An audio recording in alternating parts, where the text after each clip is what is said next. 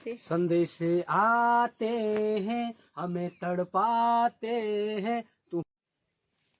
Hello hi hello everyone, good morning, नमस्ते प्रणाम सभी भोजपुरी समाज के गोड़ छू के गोड़ लागतनी। हम सोनी सुमन और हमारे ब्लॉग वीडियो में आप लोग के स्वागत बाटे।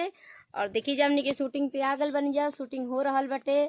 तो आप लोग वंदना जी से मिलिए। Hello friend, good morning. कैसे हैं आप लोग? उम्मीद करते बहुत ही अच्छे होंगे। थोड़ा थोड़ा धूप भी हो गया है। मेरा नाम है वंदना आर्या। आप लोग तो जानते होंगे, नहीं जानते फिर जान जाइए। हम लोग कॉमेडी वीडियो का शूट कर रहे हैं। देख लीजिए कितना प्यारा लोकेशन है, आप लोग देख सकते हैं। तो हमारे चैनल को आप लोग ज्यादा से ज्यादा ज्यादा सपोर्ट कीजिए। हमारी सोनी दी को बहुत अच्छी कलाकार है, आप लोग तो जानते हैं। यही हमारी एकलौती सासू माँ है।